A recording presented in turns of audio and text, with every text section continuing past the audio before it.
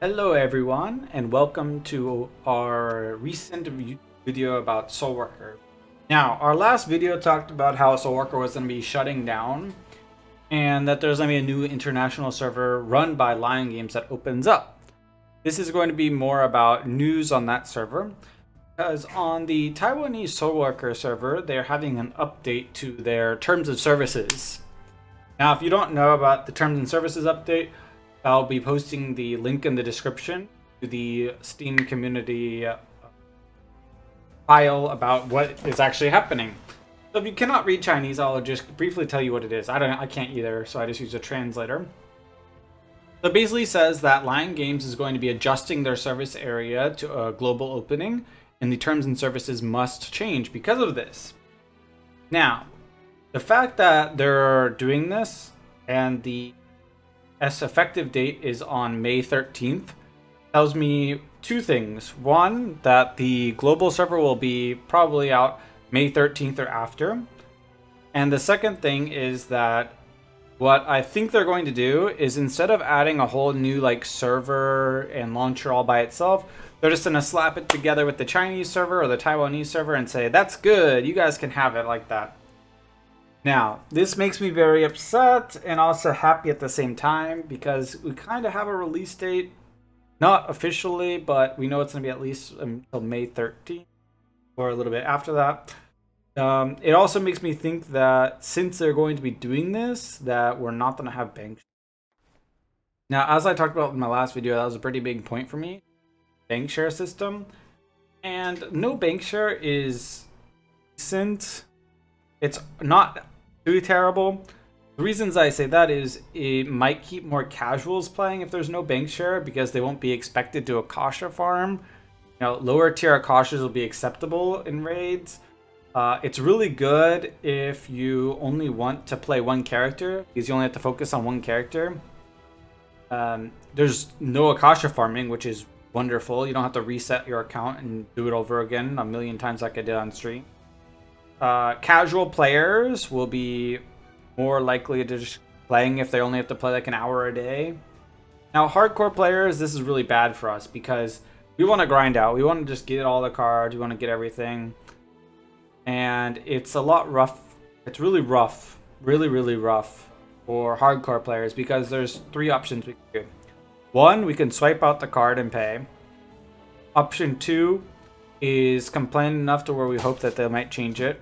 Or option three, which is probably the most likely, is we're going to have to Grutengold farm, which we hadn't really had to do on the NA server and EU server, because we didn't really need Grutengold that much.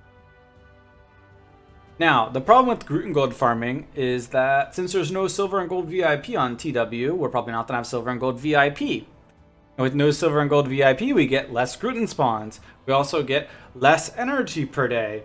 And also, on top of that, we have more energy cost, because on the NA and EU server, they were working on half energy cost for so long, and people never ran out of energy. So you're going to experience the game, how it is on Korea, how it is on JP, TW, with running out of energy and having to switch characters.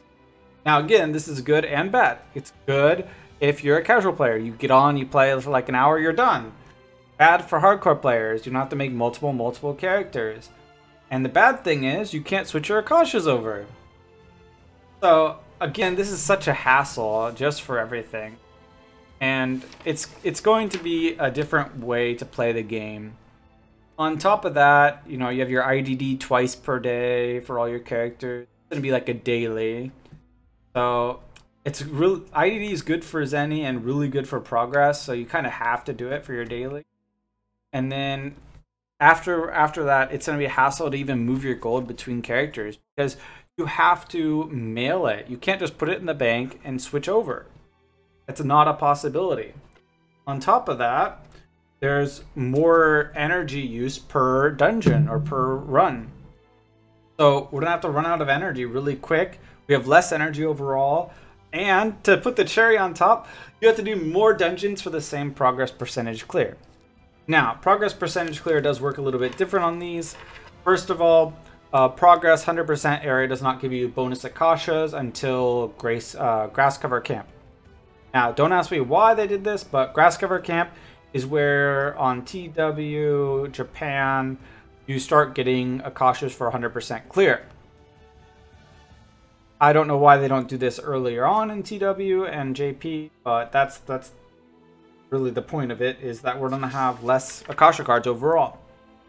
So we're going to have to actually start Groot and Gold farming, which I don't know how we're going to do this, so I'd have to look up and research as well for a really good Groot and Gold thing. And I'm pretty sure that some of the Groot and Gold quests you can literally just finish and not have to kill the boss. So what you would do is you just like Alt F4 and restart the game to use half energy instead of using the full energy. Now that does sound really weird, but that's probably going to be what we have to do. Now, a benefit of being at like the Taiwan server, the TW server, you get a lot of vitamin Z for leveling up, like a lot. Now, this does not replenish the loss between the higher dungeon, the reduced rate of progress percent. We still will lose more energy overall.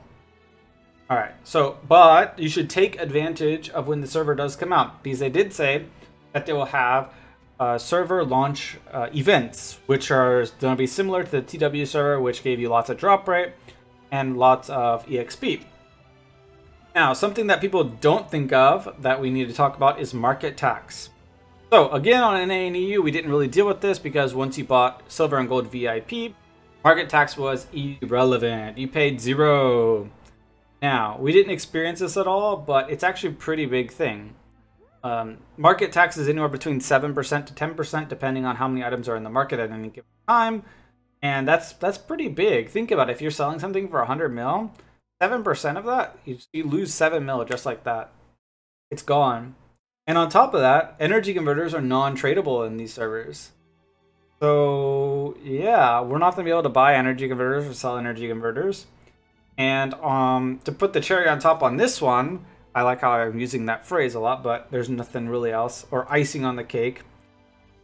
ECs are normally bought with BP, but if the server comes out how it's intended to, AOV will not be giving BP. So it's going to take longer to get BP, and we have less energy, less runs, stuff like that. It's just going to be horrible overall. Let's see, what else am I going to talk about in here? Okay, also, no items. AOV again, no item drops. In NA, we got item drops that we could dismantle for EC. Not a thing anymore. Blueprints as well. They don't drop blueprints, so you're not making money there. So the new money maker is going to be Tenebris Murder Party. And if you don't know what Tenebris Murder Party is, that's it's the dungeon with Tenebris, episode 4 of the last area of Duplicate Horizon on Manek. You go in there with a party, so you have increased Zenny and drop rate. You kill everything, you get to the boss, you take your armor off, and you let the boss kill you, you abandon. So that you only use half your energy, not 100%, or 100 energy, or max energy. Anyways, this is horrible. It's so boring. I don't know if you've ever done this, but I hate Tenebris Murder Party. So my plans on release are going to be a little bit different than other people's plans.